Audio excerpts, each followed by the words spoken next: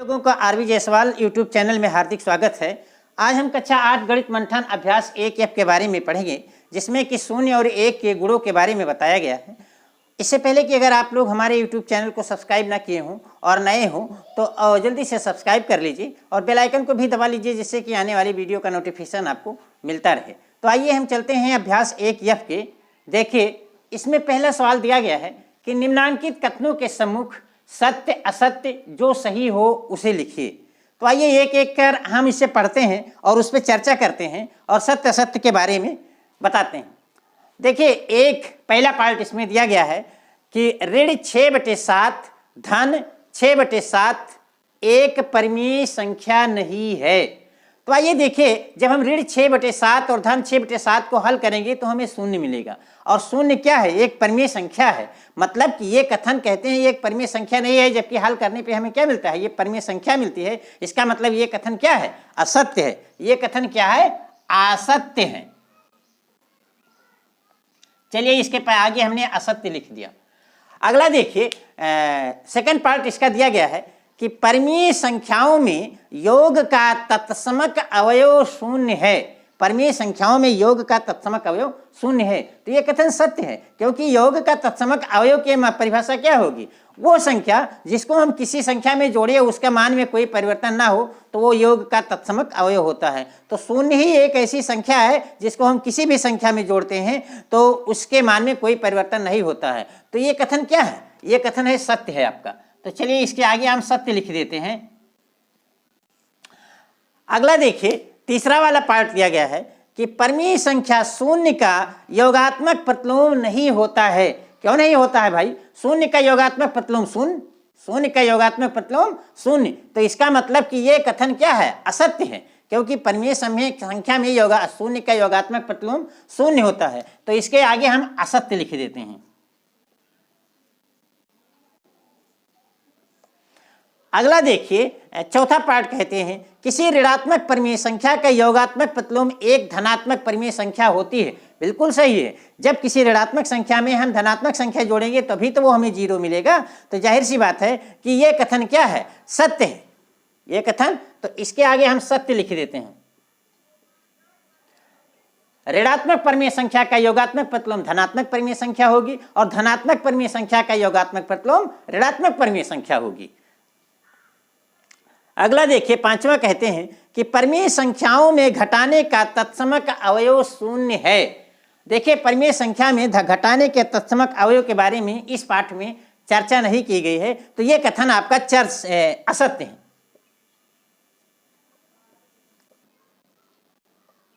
सिर्फ योग का तत्समक अवयव और गुणा के तत्समक अवयव हैं। अगला देखिए, छठवां कहते हैं कि परिमेय संख्याओं में गुणा का तत्समक अवयव 1 है।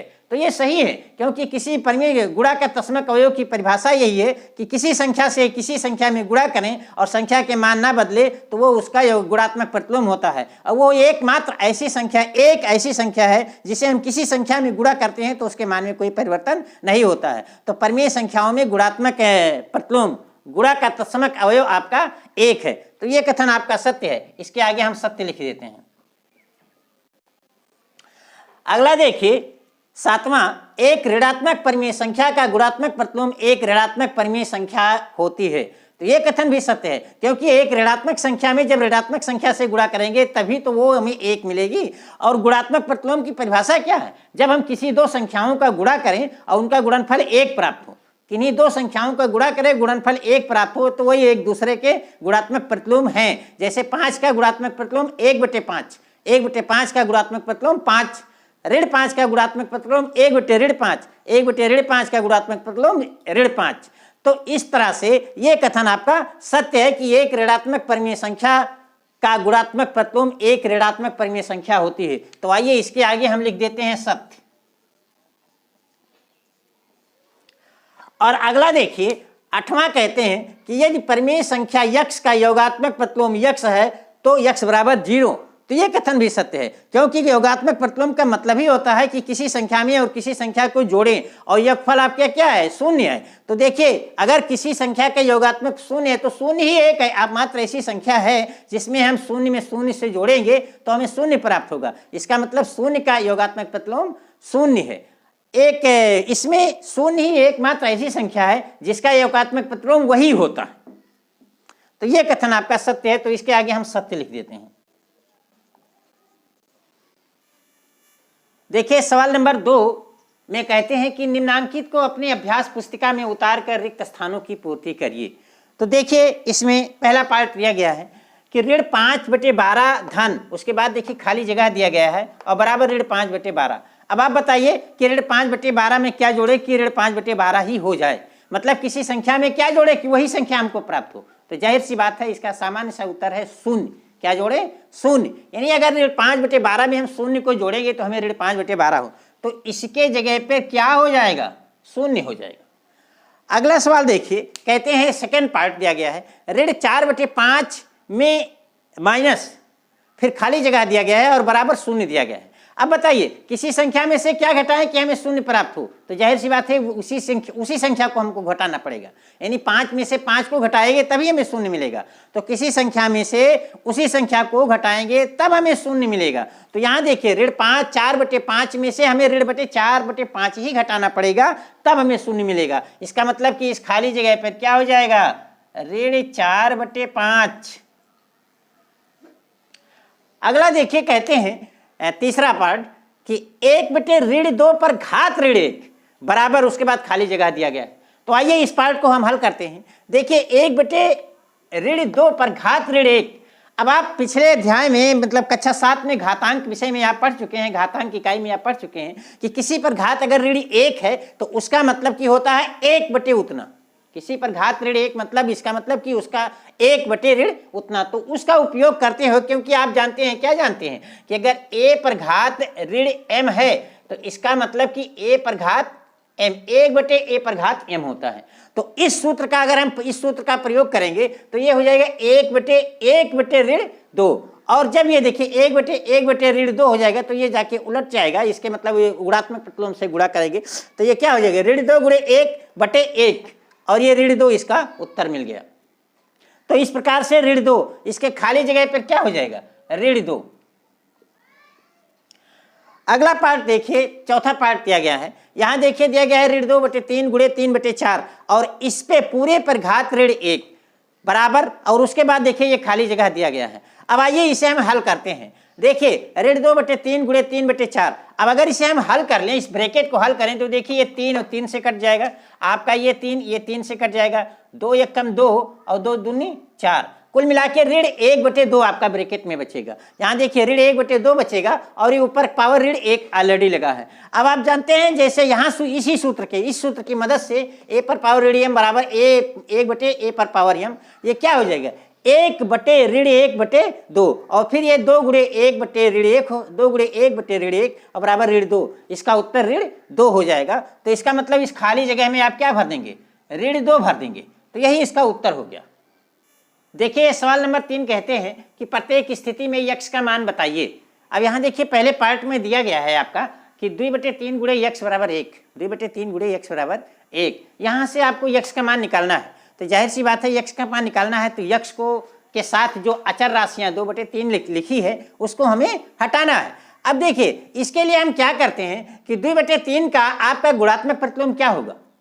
3/2। तो अगर 2/3 में हम 3/2 से गुणा कर दें तो उसका मान 1 हो जाएगा और 1 गुणे x बराबर यानी सिर्फ x हो जाएगा, यहाँ सिर्फ x हो जाएगी। लेकिन एक शर्त यह है कि जब एक पलड़े पे हम बांट रखते हैं तो दूसरे पलड़े पे भी हमको बांट रखना पड़ेगा। तो इस प्रकार से तराजू के एक पलड़े पे अगर 3/2 से हम गुणा करते हैं तो दूसरे तरफ भी 3/2 से हमको गुणा करना पड़ेगा। तो 2/3 का योग जो गुणात्मक प्रतिलोम 3/2 से हम इधर गुणा कर देते हैं और 3/2 से इधर भी गुणा कर देते हैं, यानी 2/3 गुणे x गुणे 3/2 बराबर 1 गुणे 3/2। अब देखिए इधर हम क्या करेंगे, इधर अगर हल करें तो ये देखिए ये 2 आपका इस 2 से कट गया, ये 3 आपका इस 3 से कट गया, यहाँ सिर्फ यक्ष बचा। क्या बचा? यक्ष। लेकिन इधर जब गुणा किया तो 1 गुणे 3/2 यानी 3/2, आपका उत्तर 3/2 मिल गया। ठीक, इसके बाद देखिए ये सेकंड पार्ट इसका दिया गया है कि ऋण 3/4 धन यक्स बराबर 0। यहाँ भी वही स्थिति है कि यहाँ देखिए दो पद दिए गए हैं यक्स और एक दूसरा पद ये दिया गया है ऋण 3/4। तो ऋण बटे 3/4 को हमको हटाना है। तो आप क्या कीजिए, यहाँ योगात्मक प्रतिलोम, चूंकि यहाँ क्या है योग, तो योगात्मक प्रतिलोम ऋण 3/4 का योगात्मक प्रतिलोम क्या होगा, ऋण 3/4 का योगात्मक प्रतिलोम 3/4 होगा। क्या होगा, 3/4 होगा। तो हम 3/4 को दोनों तरफ जोड़ दें, 3/4 को दोनों तरफ जोड़ दें। तो देखिए यहाँ हम 3/4 को जब इधर जोड़ेंगे तो ये देखिए ऋण 3/4 और धन 3/4 ये चूंकि एक दूसरे के योगात्मक प्रतिलोम है तो ये जुड़ के एक हो जाएंगे। कितना हो जाएंगे, एक हो जाएंगे। तो ये 0 धन यक्स मतलब इधर आपका यक्स मिल जाएगा। लेकिन जब एक पलड़े पे, तराजू के एक पलड़े पे हमने 3/4 जोड़ा है तो दूसरे पलड़े पे भी 3/4 हमको जोड़ना पड़ेगा। तो इधर आप भी 0 + 3/4 हो गया। और इधर वाला देखिए ये ऋण 3/4 और धन 3/4 मिलकर ये 0 हो गया। तो कुल मिला के ये 0 धन यक्स हो गया, 0 धन यक्स। और 0 धन यक्स मतलब ये यक्स हो जाएगा। और इधर आपका 0 में से 3/4 जोड़ेंगे तो 3/4 आपका उत्तर हो गया।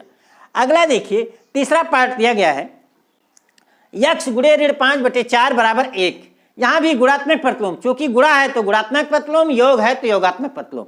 गुणात्मक प्रतिलोम से हम गुणा कर देते हैं। तो देखिए ऋण 5/4 का गुणात्मक प्रतिलोम होगा 4/5। क्या होगा, 4/5। तो 4/5 से हम इधर गुणा कर देते हैं तो 4/5 से हम इधर भी गुणा करेंगे। अब इधर जब हमने गुणा किया तो देखिए ये 4 कट गया और ये ऋण 5 और ये ऋण 5 कट गया, यानी यक्स गुणे 1 बचा इधर, मतलब इधर सिर्फ यक्स बचा। और इधर क्या बचा, 1 गुणे 4 बटे ऋण 5 मतलब 4/5। और यही आपका उत्तर हो गया। अगला देखिए चौथा पार्ट दिया गया है कि यक्स गुणे ऋण 6/7 बराबर 1। यहाँ भी देखिए चूंकि ये गुणा है तो हमें गुणात्मक प्रतिलोम से गुणा करना पड़ेगा। अब देखिए हम दोनों तरफ, यहाँ देखिए ऋण 6/7 का गुणात्मक प्रतिलोम क्या हो जाएगी, जस्ट इसका उल्टा ऋण 7/6। और ऋण 7/6 से हम जब यहाँ गुणा करते हैं तो जाहिर सी बात है हमें इधर भी गुणा करना पड़ेगा। तो इधर भी ऋण 7/6 से हम गुणा कर लेते हैं। तो इसका मतलब कि जब हम इधर गए तो देखिए ये ऋण 6 आपका ये ऋण 6 से कट जाएगा और ऋण 7 आपका ऋण 7 से कट जाएगा। यहाँ यक्स गुणे 1 बच जाएगा, मतलब यक्स गुणे 1 मतलब यक्स बच जाएगा। और इधर क्या बच जाएगा, 1 में जब ऋण 7/6 से गुणा करेंगे तो ऋण 7/6 मिल जाएगा। इसको हम थोड़ा और हल कर लेंगे तो ये ऋण कट जाएगा तो 7/6 मिल जाएगा। आपका यक्स बराबर इतना भी हो सकता है और इतना भी हो सकता है। देखिए इस सवाल नंबर 3 का चौथा पार्ट दिया गया है, पांचवा पार्ट, कि ऋण 5/4 गुणे 4/5 बराबर यक्स।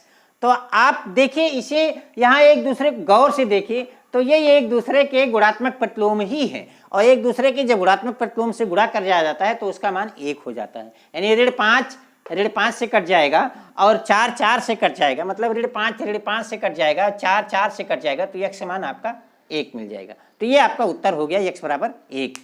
छठवें पार्ट में देखिए ऋण 7/6 धन 7/6 बराबर x दिया गया है। यहाँ भी देखिए ये एक दूसरे के योगात्मक प्रतिलोम है, एक दूसरे के क्या है, योगात्मक प्रतिलोम। और जब ये एक दूसरे के योगात्मक प्रतिलोम है तो योगात्मक प्रतिलोम को जब जोड़ा जाता है तो उनका मान 0 हो जाता है। तो जाहिर सी बात है ऋण 7/6 में धन 7/6 जोड़ेंगे तो हमें 0 मिलेगा। तो यक्स का मान हमको क्या मिल जाएगा, 0 मिल जाएगा। देखिए सवाल नंबर 4 कहते हैं कि निम्नांकित परिमेय संख्याओं के योगात्मक प्रतिलोम बताइए।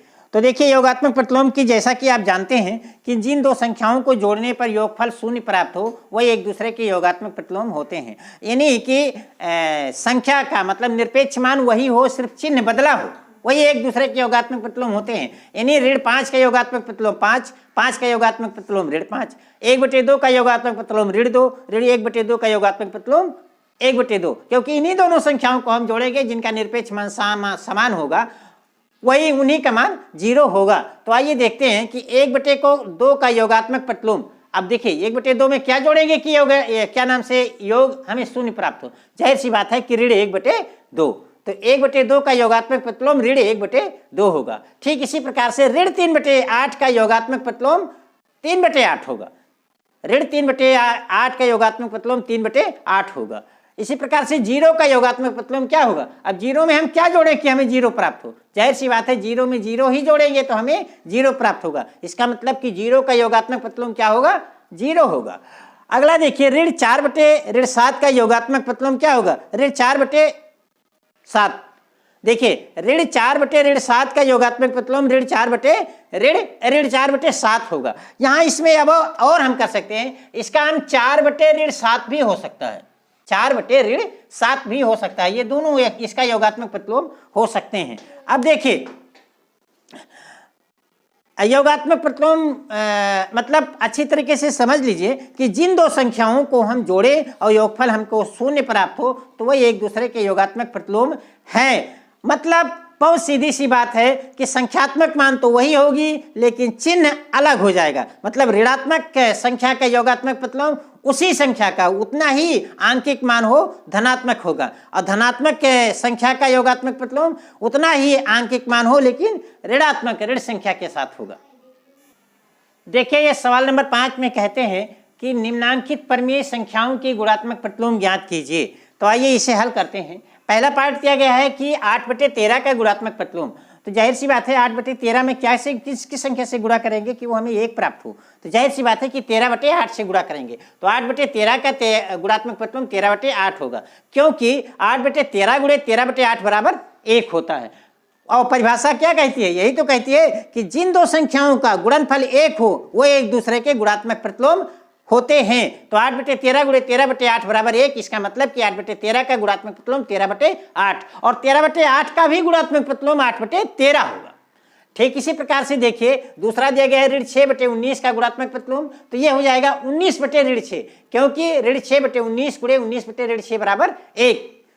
तीसरा देखिए 17/16 का गुणात्मक प्रतिलोम, देखिए ऋण 16/17 जस्ट इसका उलट जाएगा, क्योंकि 17/16 गुणे ऋण 16/17 बराबर 1, इन दोनों को गुणा करने पर हमें 1 प्राप्त होता है। चौथा देखिए ऋण 9 का गुणात्मक प्रतिलोम 1/ऋण 9, क्योंकि ऋण 9 गुणे 1/ऋण 9, ऋण 9 कट जाएगा आपका 1 होगा। और पांचवा देखिए 17 का गुणात्मक प्रतिलोम 1/17, क्योंकि 17 गुणे 1/17 बराबर 1।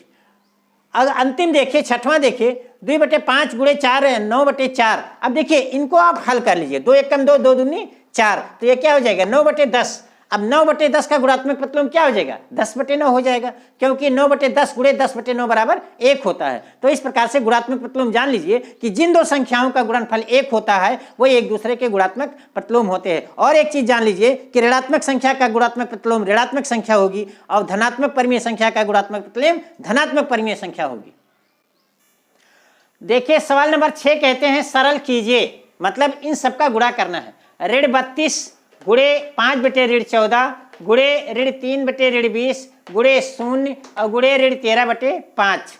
यह एक तरह से आपका मानसिक परीक्षण है कि देखिए इतना बड़ा गुणा दिया गया है कि एक दूसरे का आपस में गुणा करिए, लेकिन थोड़ा सा दिमाग लगाइए कि अगर किसी भी संख्या में हमें 0 से गुणा करते हैं तो वो सब क्या हो जाता है 0 हो जाता है। तो जाहिर सी बात है कि इसमें एक जगह 0 है, 0 से हमने इसमें 13/5 में गुणा किया ये 0 हो गया, फिर इससे गुणा किया ये 0 हो गया, इससे गुणा किया ये 0 हो गया। मतलब किसी भी संख्या में अगर हम 0 बहुत बड़ा गुणा दे दिया गया और उसमें एक 0 दिया गया कि 0 से गुणा करना है तो उसका मान 0 होगा। तो जाहिर सी बात है इसका हल सीधे होगा, इसका उत्तर हो जाएगा 0 और यही आपका उत्तर हो जाएगा। तो इस तरह से आपका अभ्यास 1F समाप्त हो गया। अब अभ्यास 1G में हम आपके साथ नेक्स्ट वीडियो में मिलेंगे, तब तक के लिए।